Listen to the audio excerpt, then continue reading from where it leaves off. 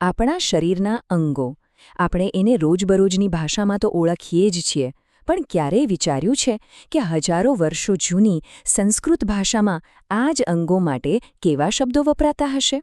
બસ આજે આપણે એ જ એક મજાની સફર પર નીકળવાના છીએ, આપણા પોતાના શરીરને માર્ગદર્શક બનાવીને સંસ્કૃતના વિશાળ વિશ્વમાં એક નાનકડું ડોક્યું કરીશું.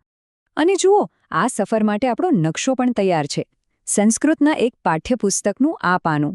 બાળકોને શીખવવા માટે કેટલું સરળ અને સુંદર ચિત્ર છે નહીં? બસ આ જ ચિત્રને સાથે રાખીને આપણે શરીરના મુખ્ય અંગોના સંસ્કૃત નામોને એક પછી એક જાણીશું. અને હા, શરૂઆત કરીશું છેક ઉપરથી, એટલે કે માથાથી. તો શું કહો છો? તૈયાર છો ને આ સફર માટે? ચાલો ત્યારે સાથે મળીને જોઈએ કે આ પ્રાચીન અને આટલી સમૃદ્ધ ભાષા આપણા અસ્તિત્વના, આપણા શરીરને કયા શબ્દોથી વર્ણવે છે. ચાલો, તો આપણી આ સફરનો પહેલો પડાવ છે માથું, એટલે કે શરીરનો સૌથી ઉપરનો ભાગ. સૌથી પહેલા માથા પરના વાળ.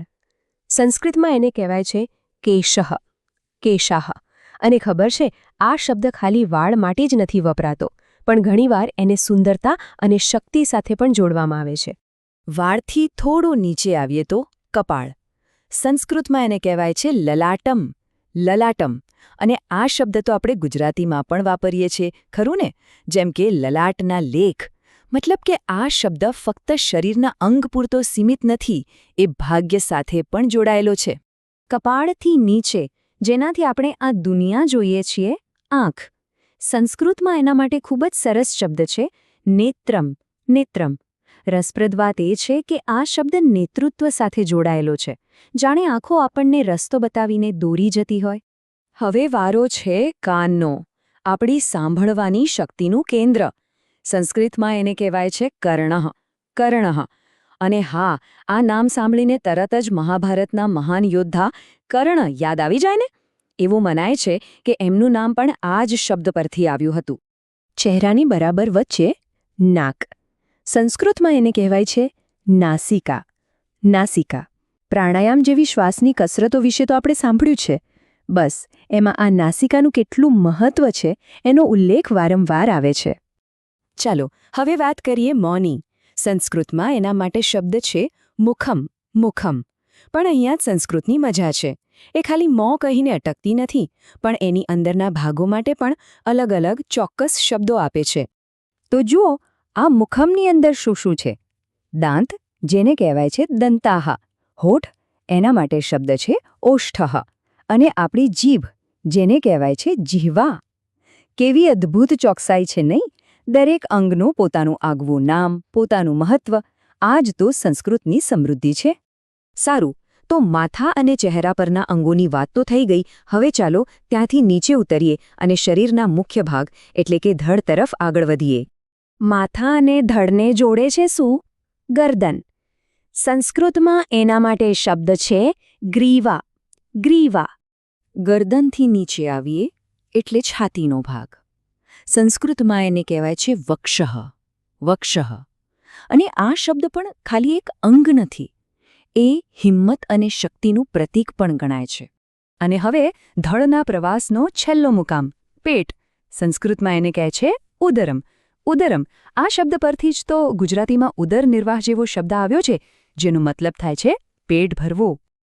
ઓકે, તો માથું અને ધડ, આ બે મુખ્ય ભાગો તો આપણે જોઈ લીધા. હવે બાકી રહ્યા હાથ અને પગ. ચાલો આપણા પ્રવાસના આ છેલ્લા પડાવને પણ પૂરો કરીએ. આપણા શરીરનો સૌથી વ્યસ્ત અને ક્રિયાશીલ ભાગ કયો? હાથ, બરાબર ને? સંસ્કૃતમાં એને કહેવાય છે હસ્તઃ, હસ્તઃ. હસ્તકલા શબ્દ તો સાંભળ્યો જ હશે. બસ એ આ જ શબ્દ પરથી બન્યો છે, હાથની કળા. અને ફરી એકવાર જુઓ સંસ્કૃતની બારીકાઈ. એણે ખાલી હાથ કહીને વાત નથી પતાવી. હાથના આ ભાગ માટે એટલે કે હથેળી માટે એક અલગ જ શબ્દ આપ્યો છે, કરતલમ, કરતલમ. ખરેખર અદ્ભુત. ચાલો હવે છેક નીચે આવીએ. પગ અને પંજા, એના માટે એક સામાન્ય શબ્દ છે પાદઃ, પાદઃ. પણ હવે તો અંદાજ આવી જ ગયો હશે. જેમ હાથ અને હથેળી માટે અલગ શબ્દો હતા, એમ અહીં પણ ફક્ત પંજા માટે એક ખાસ શબ્દ હોવો જોઈએ, ખરું ને? અને બિલકુલ એ શબ્દ છે ચરણઃ. ચરણઃ, જેનો ખાસ અર્થ થાય છે પંજો. આપણે ચરણસ્પર્શ કહીએ છીએ, એમાં જે આદરનો ભાવ છે એ આ શબ્દ સાથે જોડાયેલો છે. તો આ હતી આપણા શરીરના મુખ્ય અંગોની સંસ્કૃત ઓળખાણ. પણ વાત અહીં પૂરી નથી થતી. આ શબ્દોને યાદ કેવી રીતે રાખવા? આપણે આટલા બધા નવા શબ્દો તો શીખી લીધા, પણ હવે સવાલ એ છે કે આ બધું યાદ કેવી રીતે રહેશે? મજાની વાત એ છે કે એનો જવાબ પણ આપણને આ પાઠ્યપુસ્તકમાંથી જ મળી જાય છે. ચાલો જોઈએ. જુઓ, અહીં શીખવાની એક ખૂબ જ અસરકારક રીત બતાવી છે. પહેલા ચિત્ર સાથે બધા નામ બતાવ્યા અને પછી તરત જ એ જ્ઞાનને ચકાસવા માટે એક જોડકા જેવી કસરત આપી દીધી. આનાથી શું થાય? મગજને તરત જ યાદ કરવાનો વ્યાયામ મળે છે. આને એક્ટિવ રિકોલ કહેવાય અને એ શીખેલી વાતને પાક્કી કરવામાં બહુ મદદ કરે છે. અને બીજે પણ એક મસ્ત ટેકનિક છે, જેને ચંકિંગ કહેવાય. એટલે કે ઘણી બધી માહિતીને નાના સંબંધિત જૂથમાં વહેંચી દેવી, જેમ અહીં કર્યું છે.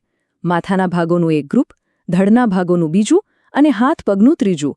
આમ કરવાથી મગજ ગૂંચવાતું નથી અને બધું વ્યવસ્થિત રીતે યાદ રાખી શકે છે. તો ચાલો જતા પહેલા એક ઝડપી પુનરાવર્તન થઈ જાય. કેશઃ એટલે વાળ, નેત્રમ એટલે આંખ, મુખમ એટલે મોં, વક્ષઃ એટલે છાતી, હસ્તઃ એટલે હાથ અને પાદઃ એટલે પગ.